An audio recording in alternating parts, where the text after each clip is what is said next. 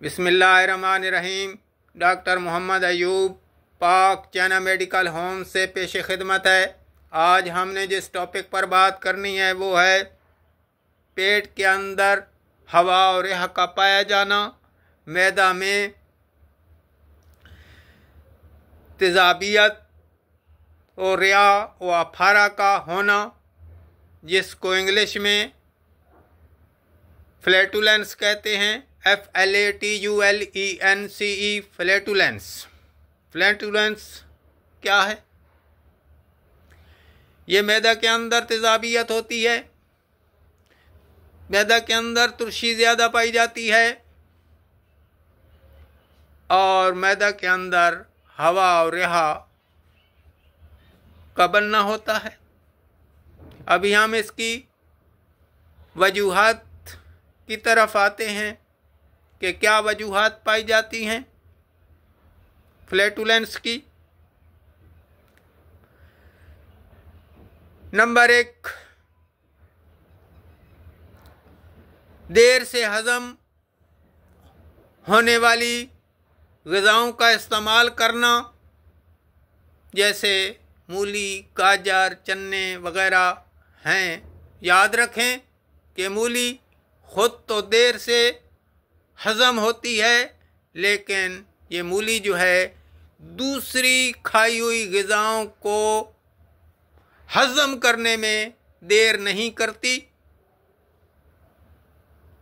दूसरी खाई हुई जो ग़िज़ाएँ होती हैं उनको ये जल्द हज़म कर देती है और ख़ुद पड़ी रहती है, देर से हज़म होती है। इसी तरह कुछ ग़िज़ाएँ हैं जो बादी किस्म की होती हैं, जैसे आलू गोभी है और चने हैं, बड़ा गोश्त है, फ्रिज के रखे हुए बासी खाने हैं, फ्रिज का रखा हुआ गोश्त वगैरह है, तो इनसे भी फ्लैटुलेंस का मर्ज़ हो सकता है। नंबर 2, खाना खाने के फौरन बाद सो जाना। खाना खाने के फौरन ही बाद सो जाना, आखिरी निवाला मुंह में और रज़ाई ऊपर सो गया, इससे भी फ्लैटुलेंस, अफारा का मर्ज़, रिया का मर्ज़, हवा का मर्ज़ पैदा होता है। तीसरे नंबर पे आता है खानों के साथ पानी का बहुत ज़्यादा इस्तेमाल करना, यानी खाना खाते हुए बहुत ज़्यादा पानी पीना, इससे भी फ्लैटुलेंस का मर्ज़ हो सकता है। याद रखें कि खाना खाने के 1 घंटा पहले जितना पानी पी सकते हो पी लो, और खाना खाने के 1 घंटा बाद में पानी जितना पियो तो इसमें कोई हर्ज नहीं, लेकिन खाने के दौरान पानी का इस्तेमाल बहुत कम करना चाहिए। और इसी तरह चौथे नंबर पे आता है कि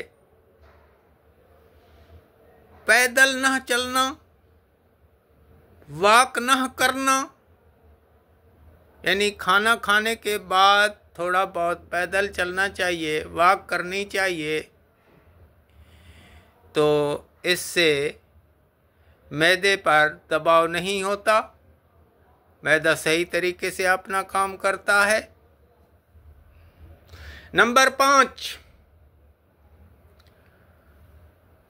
गुस्सा की हालत में, बहुत ज़्यादा गुस्सा आया हुआ है, अभी लड़ाई झगड़ा किया है, अभी कुछ गुस्सा किया है किसी के ऊपर और फिर फौरन खाने के ऊपर बैठ गया, या फिर बहुत ज़्यादा रंजो गमो अलम की सूरत में भी फ्लैटुलेंस हो सकता है। इसलिए पहले अपने गुस्सा को ठंडा करें और अपने रंजो गमो अलम के ऊपर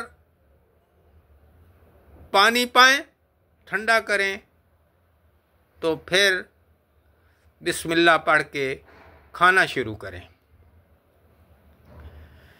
तो इसी तरह अभी हम इसकी इलामात की तरफ आते हैं, सिम्पटम्स ऑफ फ्लैटुलेंस की तरफ आएंगे कि क्या इलामतें पाई जाती हैं।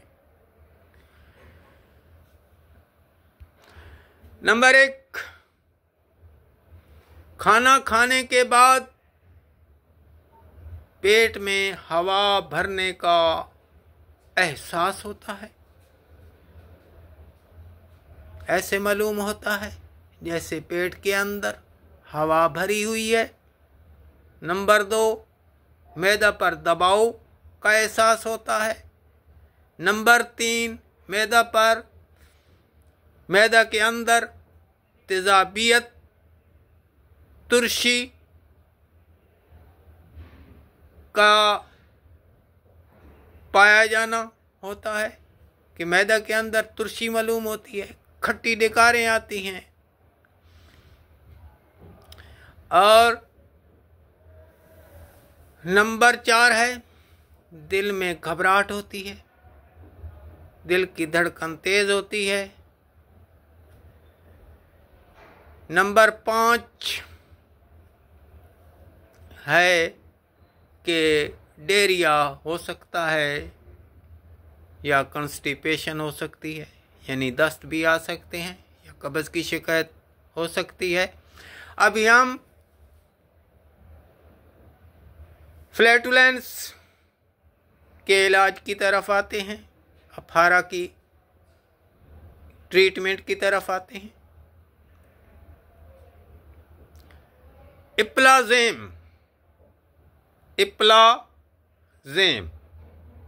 इप्लाज़ेम कैप्सूल हैं, एक कैप्सूल खाने के बाद लें।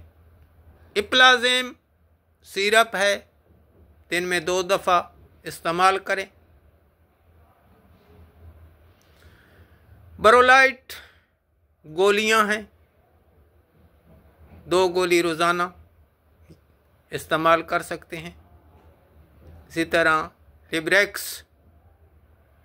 गोलियां हैं, 1 गोली रोज़ाना। लाइलेक सिरप है, डोफालेक सिरप है, इसका इस्तेमाल किया जाता है दिन में 2 मरतबा। याद रखें,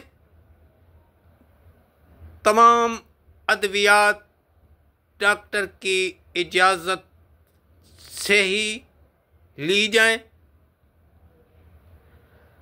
तो डॉक्टर से रजू करें